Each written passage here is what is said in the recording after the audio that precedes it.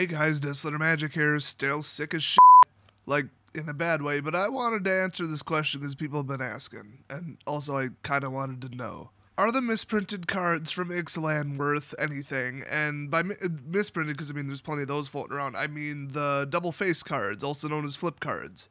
Also known as flippers, flippies, DFCs, dubbas, dubs, Hasbro's other line of Transformers, tupers, flip-flops, doolies, or just the worst mistake Wizards ever made. In case you didn't hear, some of them were printed on the wrong paper, basically. It seems that they ran them off using the method that they use for tokens.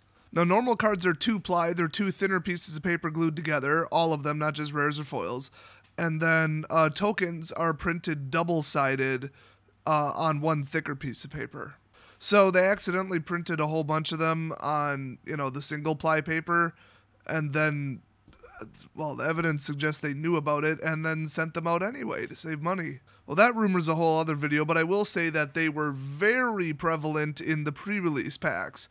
And from what I know about the products, those are actually ran off first. So what does that seem to suggest to you? Anyway, a lot of people are complaining about my initial video that I released the day that this news came out, people. I mean, seriously.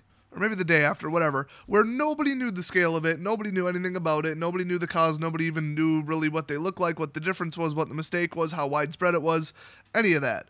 So that's why none of the information in the video was like up to date or accurate. Well, I mean, it was 100% accurate with what we knew at the time, but people are saying, oh, you're lying and exaggerating by saying that they might be worth money. No, they might be worth money. So then we come to the ongoing question, especially in the comment section and on Twitter and everywhere. People are just bombarding me with this. Are they now that things have settled down, Ixalan's worth nothing, the boxes are like a $68 EV, now what are they worth? Well, the answer may shock you. Make sure you watch to the end of this video. Just kidding, I'm not Jake Paul. Oh, have you guys joined my free gift card giveaway? Oh crap, that's Derv, that's not Jake Paul. I just confused like a 12-year-old British kid with an obnoxious 20-year-old. That's actually kind of telling if you think about it. But anyway, I looked up the price that you can get the misprinted version of all 10 of these cards for on eBay. The lowest or even just the average typical price that they sell for in the past or have sold for. If I could talk today, that would be great. And then compared it to the lowest price that you can buy it for currently on eBay, because TCG players' prices are a fantasy. And honestly, the results did surprise me. Now, there is a little catch to this at the end, but right now, this is literally if you said, I want one of these, you made the decision, like, I want a misprinted Azcanta, okay? If you went to go buy one on eBay, this is what it would cost. And typically, misprints do hit eBay. I mean, I've never seen like Card Kingdom or Channel Fireball or any of them get into them. Other specialized stores like Card Shark, I mean, I don't know if they have misprints. I don't think they do. Like a category for them, I should say. So eBay really is the place to be. And this is real. This is up to the minute. Like right now, if you decided to do it, this is what you'd have to pay. So while that pricing structure is debatable, this is the result. So Legion's Landing, very, very commonly played card, shot up in price actually, by the way, little FYI.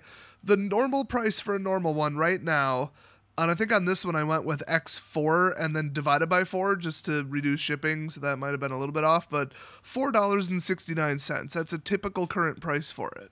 You really can't find it a whole lot lower than that on eBay. So the misprinted version, the cheapest that it ever sold for, or the cheapest that you can get it for right now between the two, is $372. That's 20.6% lower. I mean, I know it doesn't shuffle correctly because it's not the right thickness, but, I mean, come on, it's a misprint. So here's a fun one. Search for Azcanta, that's the next one, $9.50. You just cannot buy it cheaper than that on eBay. That's the normal version. The cheapest misprinted price, and actually, like I said, I'm cross-referencing that with like the lowest price it's ever sold for, or like the median price it's sold for in the past, because any idiot can throw it up there for $5 and then have somebody buy it. That just means they made a mistake. So between the two, $21. So that's an increase of 121% and about $12, give or take. So right now, if you wanted a misprinted Azcanta, it's going to cost you about $21. So why is there such a difference? So let's just burn through them. Arguel's Blood Feast, $1.60 for the normal, $6 for the misprint. That's almost triple. Vance's Blasting Cannons, $1.39 for the normal, $1.20 for the misprint. That's 13% lower.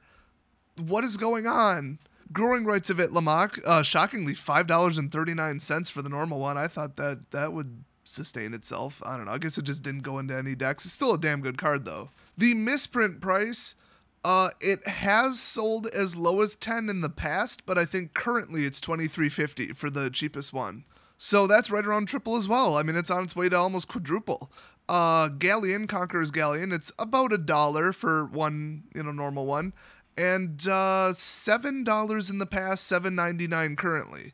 So 600 to 700% more. Dowsing Dagger, that's $2 normal, $10 for the misprint.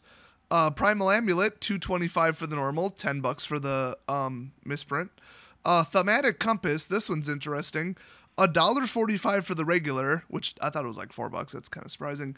And misprint, $20. But keep in mind, that's the current list price, and 0 have sold in the last 90 days that I could find. So that's like 1,300% increase, but that doesn't prove that it has ever sold for that price.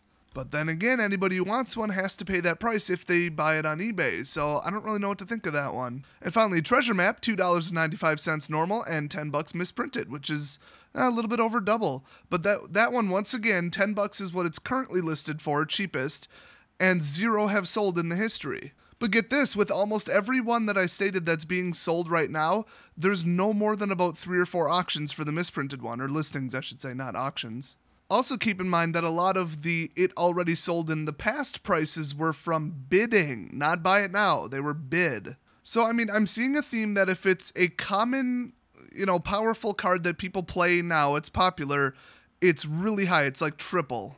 If it's a not so commonly played card, the misprint is the same price or just a tiny, tiny bit higher, or has almost no sales. So 2 rather strange conclusions can be made from this, if you even want to be that generous as to call it that.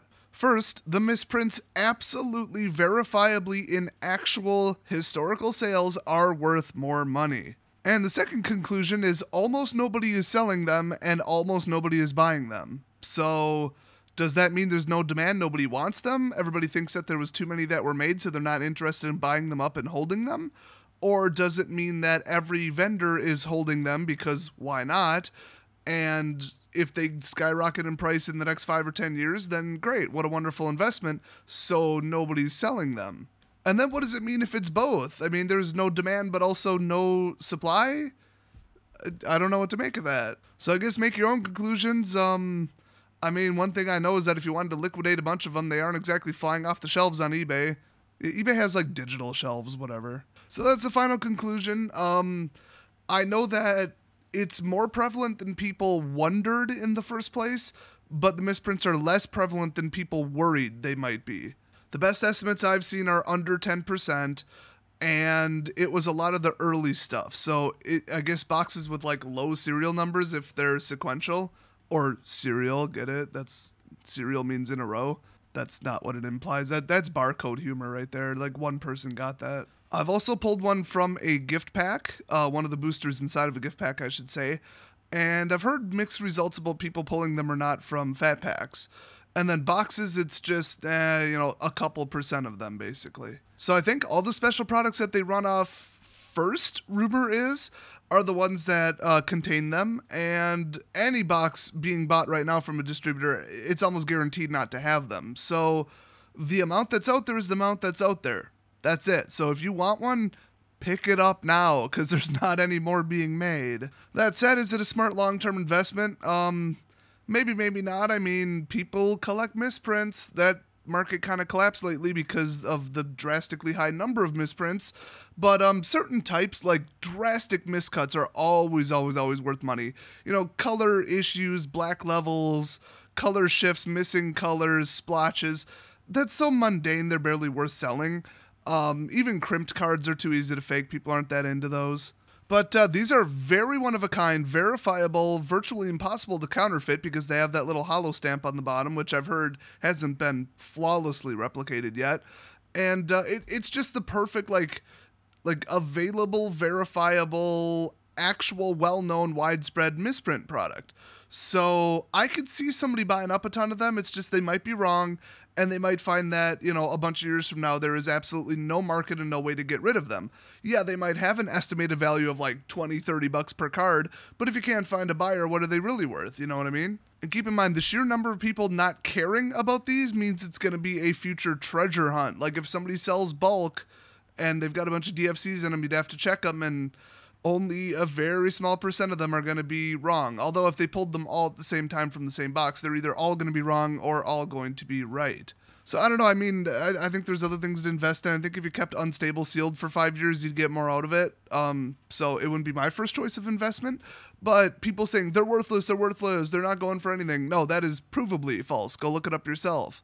A small number of people are selling them and a small number of people are buying them for inflated prices, usually about triple. So that's the final verdict. You can do whatever you want, leave it up to you, and I'll see you guys next video.